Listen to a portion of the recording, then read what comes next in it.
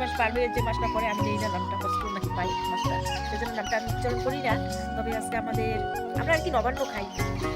তবে একজনকে 20 টাকা দিয়েছিলাম, তাই আমাকে 4টা ধান দিয়েছে।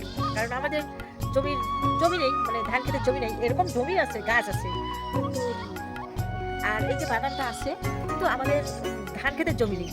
যাই হোক, তাই আজকে আর নবান্ন করবো। পাতা লাগবে, মানে আমাদের পুরুষেরা যে মারা গেছে, হ্যাঁ, যে আমাদের 14 পুরুষের নামে আমাদের সব কিছু নবান্ন।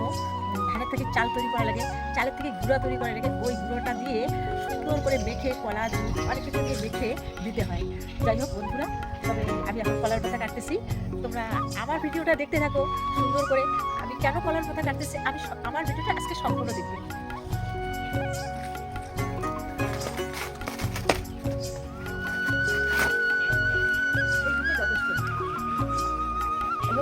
আর এখানে 2-3টা জবা লক্ষ্মী চলনে দিতে পারবো।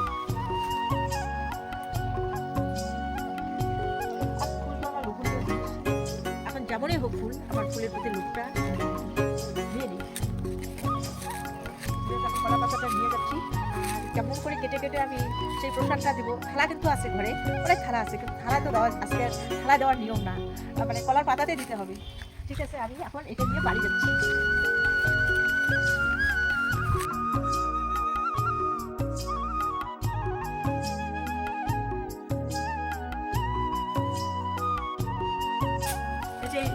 এটা হচ্ছে বেরগুলো, একটা ধানও থাকবে, কোনো ব্যাপার না। এটা তারপরে মিক্সির মধ্যে নিয়ে যায় পেস্ট করবো, পরে গুঁড়াটা বের হবে, সুন্দর করে কলার ঠোলা থেকে মিশিয়ে দিই। এই যে ধানের পুষ্টে বের হলো, এখন এটা কিন্তু বাড়িতে যেখানে সেখানে ফেলে দেবো না, এটা রাস্তায় ফেলে দেবো। পাখি, কাক, যাই হোক, যেটাই খুদ কোনা যেটা পড়বে ওরা মুখে দিবে, আর ব্রহ্মাকেও আমার দিতে হবে।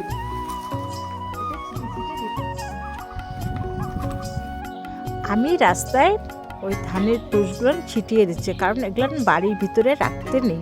বাড়ির ভিতরে রাখলে খুবই এগুলো খারাপ দেখায়। তবে যে আমাদের পাড়াটা এই রাস্তায় একদম সম্পূর্ণ রাস্তায় আমাদের এরকম নিয়ম আর কি, ধানের তুষ দেওয়া হয়।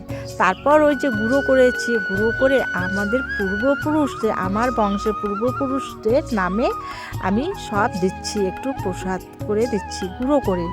ওখানে দুধ আছে, কলা আছে, গুড় আছে, এরকম করে দেই আর কি। আমার শাশুড়ির নিয়ম বা আমাদের নিয়ম গুলান দেওয়ার পর সুন্দর করে তারপর তুলসী পাতা দিয়ে নাম ধারণ করতে হয়। যে নামগুলো, যেমন আমার শ্বশুরের নাম সুধাংশু মণ্ডল, এরকম করে তারপর পুজো করে তারপর আমি কী করলাম, একটু গীতা অধ্যয়ন করে দিচ্ছি। গীতা অধ্যয়ন না করলে তো ভালো লাগে না, একটু আমি তুলসীর পাঠের ওখানে বসে একটু গীতা অধ্যয়ন করছি। আর গীতাটা পড়লে সত্যিটা মনের শান্তিটা আসে, কিন্তু এত ভাগ্যটা আমার সত্যিকারে খারাপ, আমি ডেলি দিন গীতা অধ্যয়ন করতে পারি না, বাড়ির কাজে ব্যস্ত, কারণ এত কাজের চাপ না। তবু মনে হয় যে একটু প্রতিদিন গীতা অধ্যয়ন করি।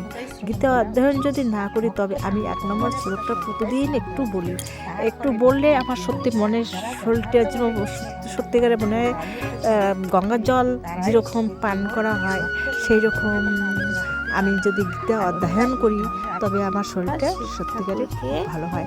তারপর আমি কি করলাম, ওই যে চালটা রেখে দিয়েছিলাম, রাত্রিবেলা একটু রান্না করলাম মিষ্টান্ন আমার মেয়ে করেছে, সুন্দর করে মিষ্টান্নটা রান্না করেছে।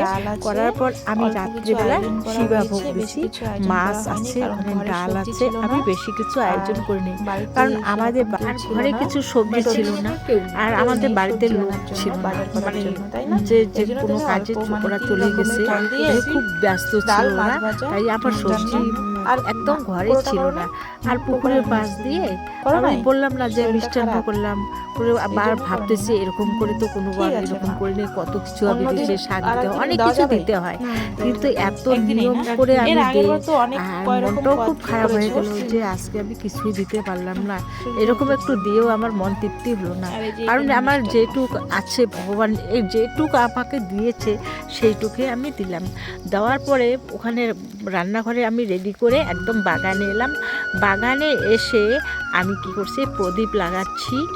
আর ওই যে বাটিটা ডিল কালারের বাটিটা, ওখানে ডাল নিয়ে এসেছি। আর বাড়ি থেকে ডাল যদি আমি ঢেলে নিয়ে আসি ছড়াছড়ি হয়ে যাবে। আর মিষ্টান্ন এক সাইডে আছে, আমি গ্লাস ভর্তি আবার জলও দিচ্ছি ওখানে।